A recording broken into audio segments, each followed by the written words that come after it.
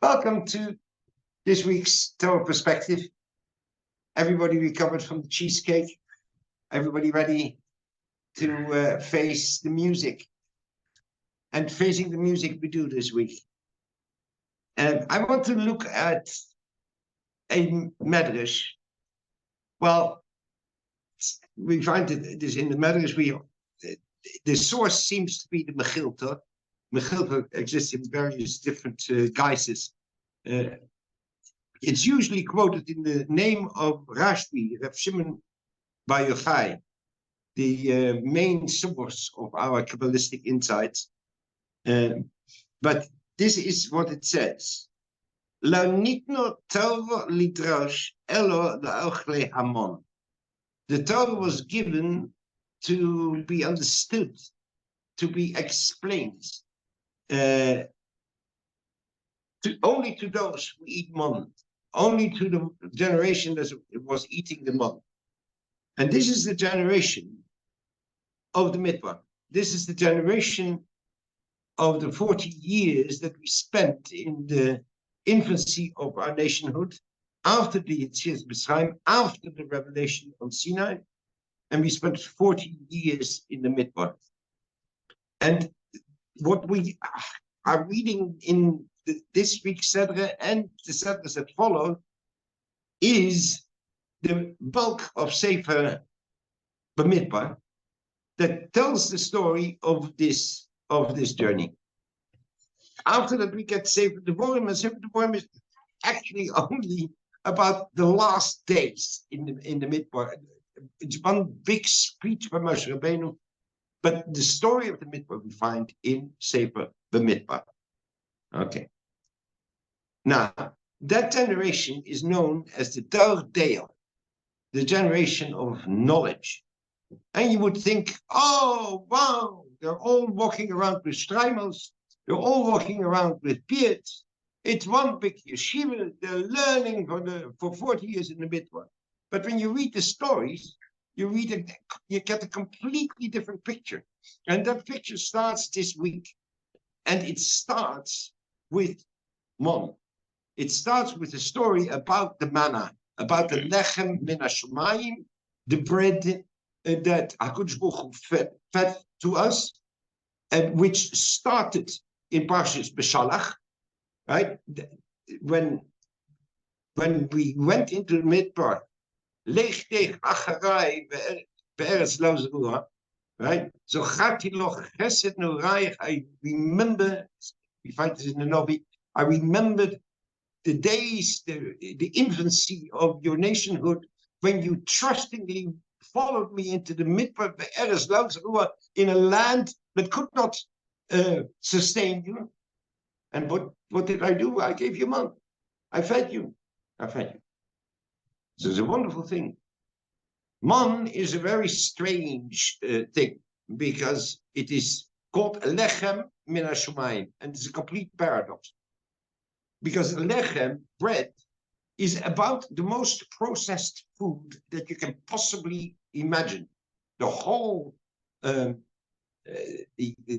process of creating bread is a long process that starts with grain, and then you have to harvest it, and then you have to winnow, and you have to grind it, and then you have to do all kinds of things, and in the end there's bread on your table. And that's the bracha that we make. We say hamotzi lechem min haaretz, comes from the ground, and then after a long time it ends up on the table. And of course, when we make the bracha hamotzi lechem min haaretz, what we thank HaKadosh Baruch Hu for is actually something that mainly we ourselves have produced. Right? Usually, when we say a bracha on the origin of the food, right? Barei pri ha'adomo, sha'akol yeh b'dvorav, barei pri ha'gofen. Hamotzi lechem min haaretz is a very strange bracha. Why don't we say a bracha over the grain, over the wheat? No. We make a bracha, hamotzi lechem min haaretz.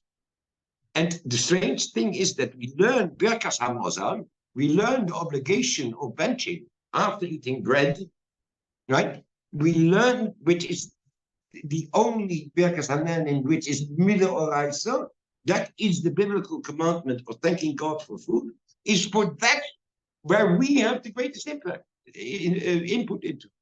Very strange. And we learned this from the Mon, which was not Lechem min ha'oretz, was Lechem min ha'shumayim. It was Lechem min ha'shumayim. Okay. That's number one. Now, this week's Saturday, towards the end of the Saturday, we see a pivoting point of Sefer B'Midbar. Until this point, the curve goes up. We have the continuation of the fantastic story, how HaKadosh Baruch Hu has taken us out of Mitzrayim, how we built a Mishkan to have him near to us. The chronology is completely screwed up because the Mishkan we built, of course, after the Chet Egel. But nevertheless, the way the Chumash presents it to us, it's an upward curve, a closeness to HaKadosh Baruch Hu. And then comes in this week's a point. So, 82 letters that are highlighted by two nunim, by the nun hafufa, the upside down nun, and we all know the psukim. We know these things, we sing them in shul. And we learn that this is a sefer bifnei atzma. We don't have 5 books of Moses, we have 7 books of Moses. Why 7? Because Sefer B'Midbar is actually split into 3. There's this portion before Vayi bin Sarah, there's Vayi bin Sarah, and the portion after Vayi bin Sarah. Very strange, very strange. It's a turning point. The turning point. What is this turning point? We have these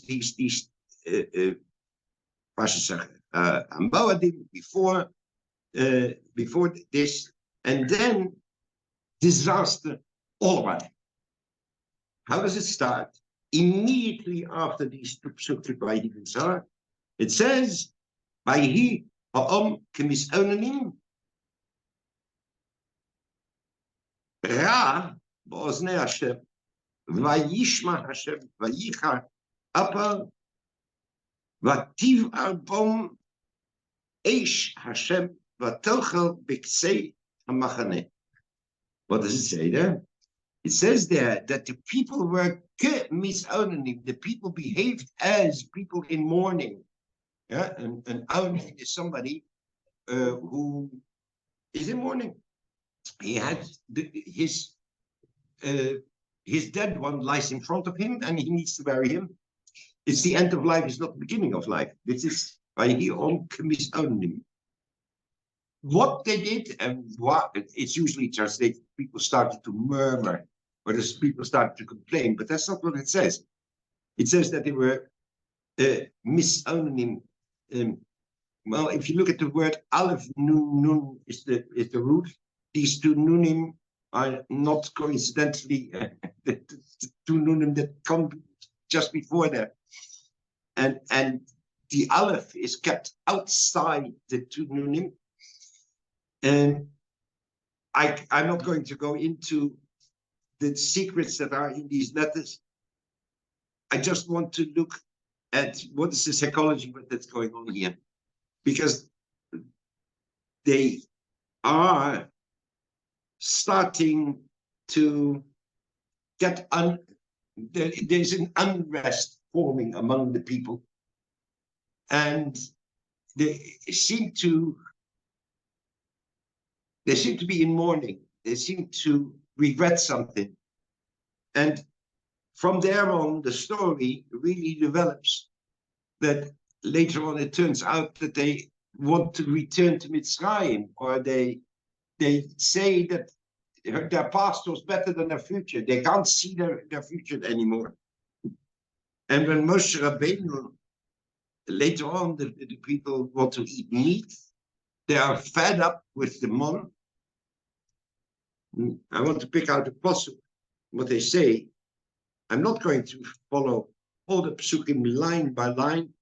It will take too long, but I do want to quote to you what they did with this mon. Right? They complained about the mon.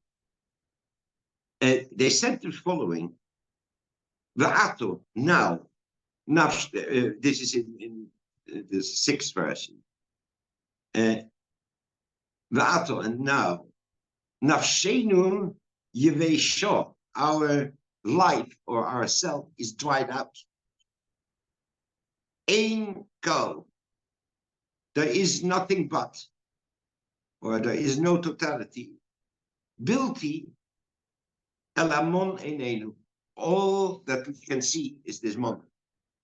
You would think, what a wonderful thing, that you're being fed by HaKadosh Baruch Hu. And that's what you see. You see that the Anani HaKovod are there. You're being protected. All your needs are being taken care of. You drink water from a miraculous well. There's nothing that you are lacking. What is it that you're lacking here? Your bodies are dried up. Yourself is dried out. And all you can see is this mon. And then the Torah tells us what this mon looked like. Well, it was ready to eat. It was lechem min hashamayim. The most processed food possible came directly from heaven. But what did the people do? It says, Shatuhom, the people had been, it's a pluperfect, yeah? The people had been going around, veloktu, and they had been collecting, betochanu, berechai, and they were grinding this mon up. And they were doing all kinds of things. They were made a pseudo meal out of it, and they were making cakes out of it. They were processing it down as if it was not ready yet. This is what they missed. They missed their own initiative. They missed their own strivings. They missed their own goal in life, their own aspirations. They wanted to have their own aspirations. They were not happy to walk under the guidance of the Almighty. No, they wanted to do their own thing. And this is exactly what the people who were behind this first rebellion, it's not an open rebellion yet, but it's a kind of a rebellion. It's exactly what the people said. Because in a little bit earlier in Pasuk Dalet, in 4th verse, we read Hosafsu, the multitude, or the gathering people, the assembly, Asher Bekirba, which was among them. Yeah, the rabble. You could translate it as the rabble. It doesn't say rabble. It says the gathering, right, of the people that were in the midst, some faction. His Ta'avo. They were having desires, and it doesn't say what desires they had. You hear? It doesn't say they wanted bread, or they wanted meat, or they wanted cucumbers. Later on, it's filled in. Yeah, we were longing for the cucumbers, but here it says only his ta'avot. That's exactly what they had. They wanted a desire. That's what they wanted. They wanted an aspiration that was their own, not God's. They were not willing to go along with the plans that God had. And this is the root of what's going on now in this week's Seder and in next week's Seder, where, of course, we have the great collapse, the great national collapse, which was the episode of the spies, right? Which is Tisha B'Av. It happened on Tisha B'Av. It is our national disaster. It's our national downfall. Time and time and time again, we walk into this tragedy of Tisha B'Av. And exactly Tisha B'Av was also on that day. They refused to go, and they were also in mourning. They were crying on that day. What did they do the next day?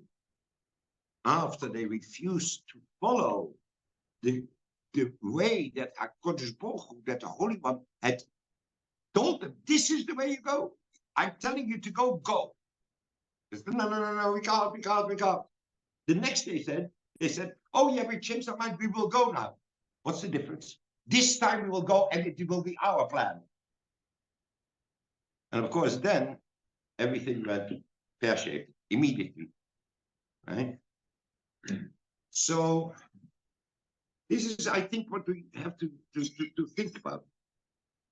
Lau niet no haTorah lidrosh, elo laochle mon. The Torah can only be understood to those who are willing to eat mon, who are willing to follow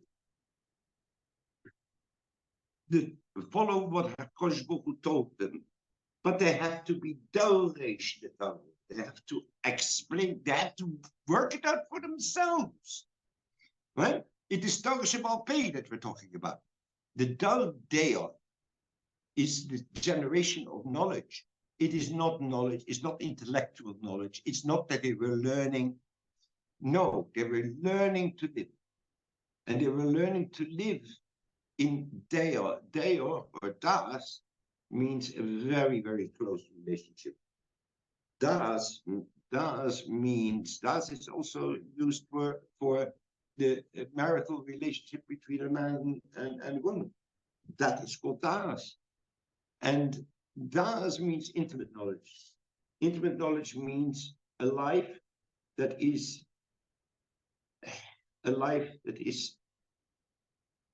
totally dedicated to living with HaKadosh Baruch Hu. Who is the one who carries that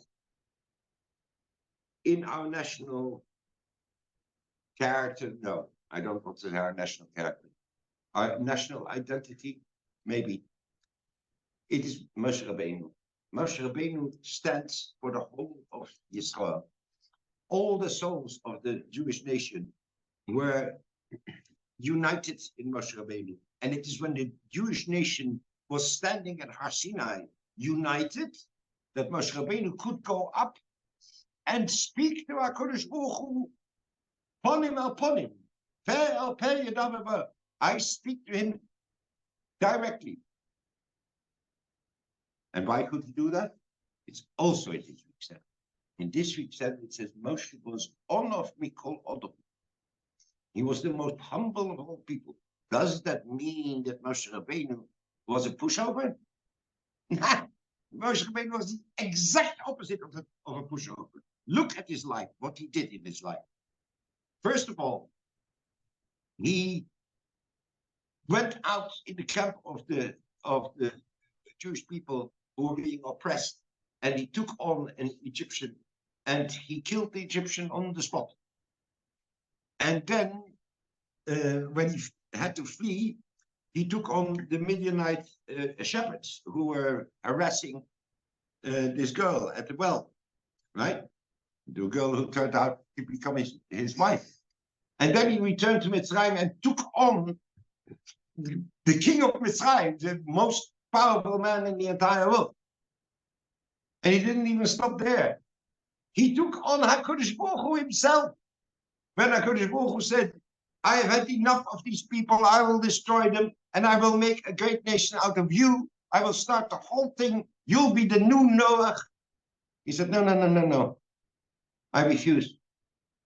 I'd rather die anonymously. Yeah, take me out of this book that you want. Then there will not be a Taudas Moshe. Okay, there won't be a Taudas Moshe. I'm not giving up. That's not a pushover. This man was an honor. What kind of anivus are we talking about here? We're talking about an anivus that says it is never about me. It is always about you. The bonus term, it's for you. And even when I stand up against you, it is for you, for your sake. What will they say about you if you let these people down? I insist that you should help them. We say it every time on the Tanis when we read, what will they say if you don't forgive them. You got to forgive them. I'm telling you, says Moshe Rabbeinu to HaKadosh Baruch Hu, you have to forgive them. What will they say in the United Nations if you don't? All right, so this is the entire situation of the Tao Day of the generation that had to learn this. They had to learn it through failure, not through success. They had to learn it through failure. Failure is not a disaster. What is a disaster is to fall and not get up. That is the problem. The very, very first failure in human history, as the Torah describes it, of course, happens in Gan Eden. In Gan Eden, we have exactly the same situation of bread, food that was given to us ready. All we had to do is take it off the tree, right? And what do we do instead?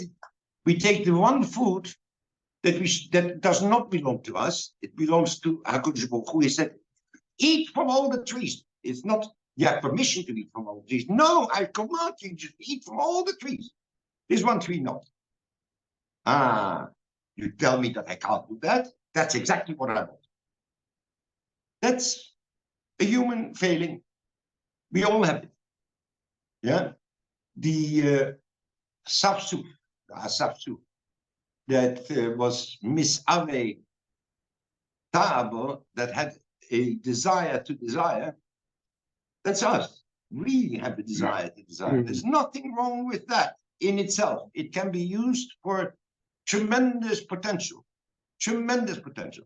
What is the problem was not that the eating from the tree, that was the problem. The problem was the hiding afterwards. And the pretending that HaKadosh Baruch Hu won't see, that you can get away with it. That if I don't see him, he can't see me.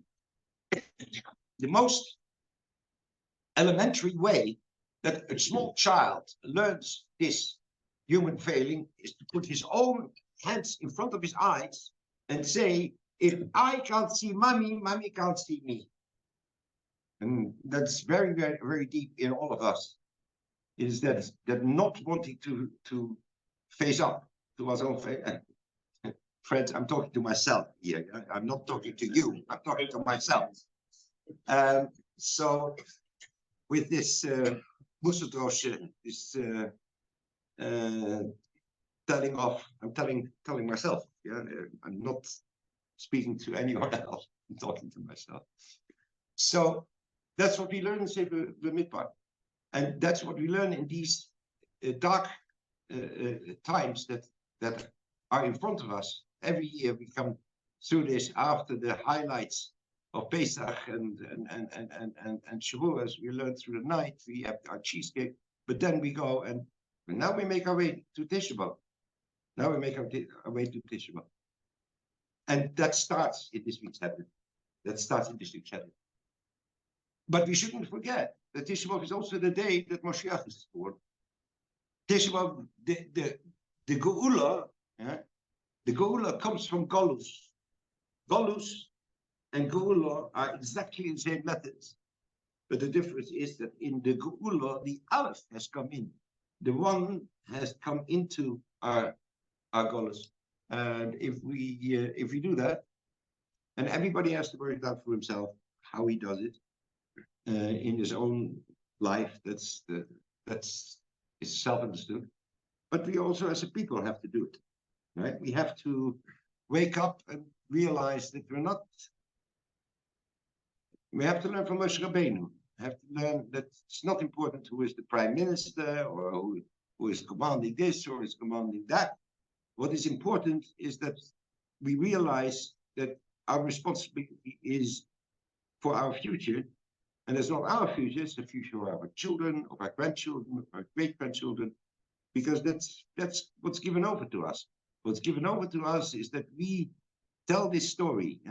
We tell the story of the Midbar the way it should be told, without sugarcoating anything.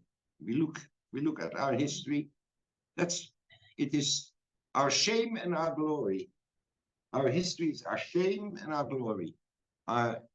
And if we close our eyes for the shame, then there is no hope that we will have the true glory of Bias God said the coming of Mashiach remain. Sure.